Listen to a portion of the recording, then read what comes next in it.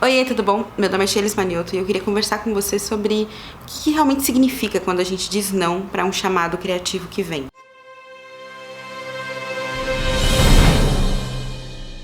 Eu digo que realmente significa porque geralmente a gente imagina que essa situação se resume à cena mental que ela representa ali. Então, vem um chamado criativo, uma vontade de fazer, você fala não e é isso, acabou.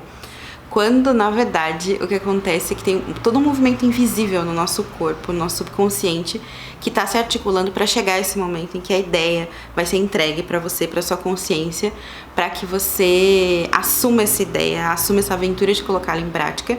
E, no caso, quando você diz não vou colocar em prática, você está dizendo não também para todo esse movimento corpóreo, né? Eu não descobri isso de uma maneira muito fácil, na verdade. Eu descobri quando eu recusei um projeto que chegou. Eu tava no meio de um outro negócio gigante e que eu tava ali tentando lidar ainda. Eu lembro que eu tava escrevendo muito rápido, mas ao mesmo tempo numa espécie de ladeira, assim, que eu, enfim, me perdi ali um pouco no controle, mas estava indo. E aí, de repente, eu tô em altíssima velocidade, vem na minha direção uma outra ideia. Foi pé da vida, eu fiquei com raiva. Porque, puxa vida, é como se eu senti meio assim, a gente não tinha combinado que a gente ia fazer isso daqui? Por que a gente tá indo, por que tá vindo ideia pra outra coisa, né? Eu até pensei, será que é pra esse projeto? Então deixa eu tentar juntar aqui. Mas mesmo que eu juntasse, eu ia ter que refazer muita coisa, ia ser um negócio. Eu falei, não, deixa quieto, isso aqui vai ficar lá. Talvez eu vou anotar pra não perder, mas não vou levar isso a sério, não vou me debruçar sobre isso agora. Agora é a hora desse outro projeto aqui. E nossa, que erro, que erro. Porque eu não tinha ideia, né? Quando essa ideia, no caso de um livro, chegou pra mim, eu não sabia o tamanho dela. Eu só conhecia a pontinha ali, a porta por onde ela ia entrar, mas eu não sabia do tamanho dela. E aí, basicamente, o que aconteceu foi que ela bateu na porta. Eu não atendi, ela quebrou a casa inteira. E no caso, eu tava já tendo algumas experiências de dissociação do meu corpo, que é quando a gente sente que tá fora do nosso corpo. Na verdade, até aquele momento, até alguns anos atrás, eu vivia sempre como se eu tivesse 1 centímetro deslocada, assim, sabe, do meu corpo. Então eu não sentia que eu tava encaixada. Mas quando aconteceu essa situação, eu já tava tendo era 1,5 centímetro. E aí, no chamado desse livro, as coisas começaram a piorar e eu desencaixei totalmente. Eu tenho a impressão de que esse desencaixe, nisso que eu sentia, né, como desencaixe, parece que deu uma abertura para as coisas entrarem, para as coisas saírem, e aí eu me sentia invadida e me sentia também transbordando de um jeito que eu não sabia lidar.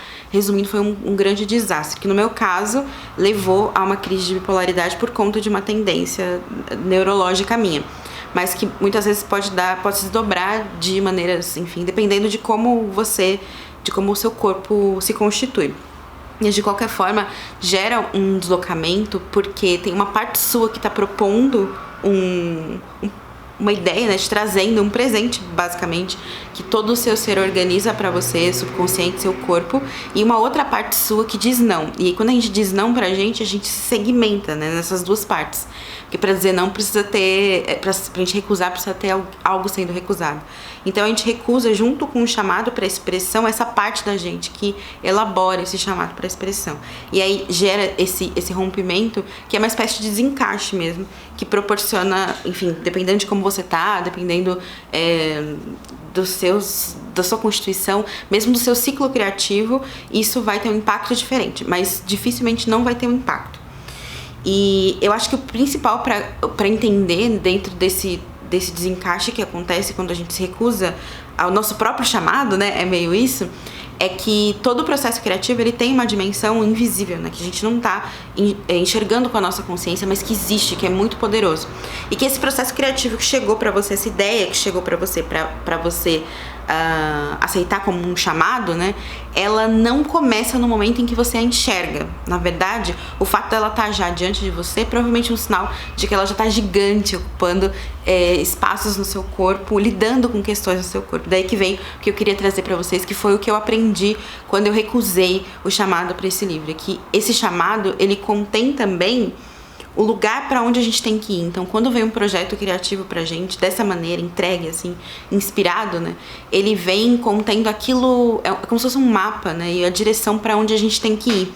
Então, quando a gente se recusa a criar algo, quando a gente se recusa a atender a um chamado de criação do nosso ser, a gente está se recusando também a ir em direção ao nosso próprio destino, digamos assim. E o destino não como um lugar onde você tem que ir, mas um lugar onde você precisa ir. No meu caso, era um lugar de cura, inclusive desse processo de dissociação. Então, a recusa dessa ideia desse livro me levou para mais dissociação, e esse livro, de alguma forma, não vou dizer muito ainda, porque eu quero cuidar disso detalhadamente com vocês, mas de alguma forma o chamado para esse livro era um chamado também para cuidar desse deslocamento que acontecia entre o que eu sentia ali como alma e o que eu sentia como corpo.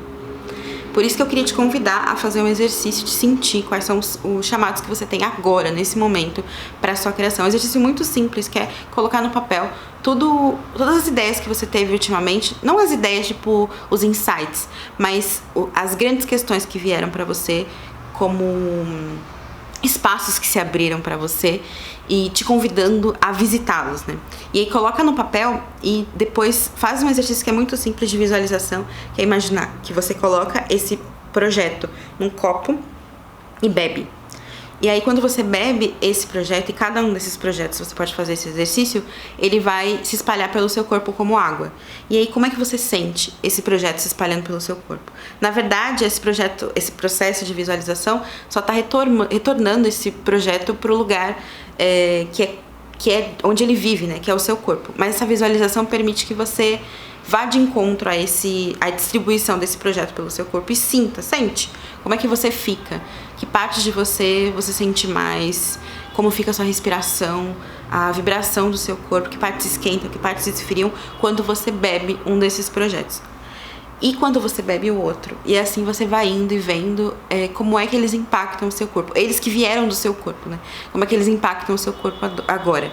E aí você vai conseguir responder que é a pergunta mais importante, que é qual deles é mais urgente, qual deles precisa de foco, ou seja, qual deles vai te levar para onde você tem que ir agora.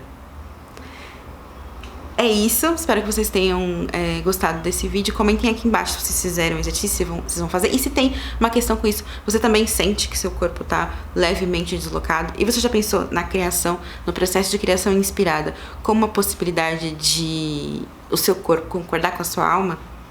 Beijo e até o próximo vídeo.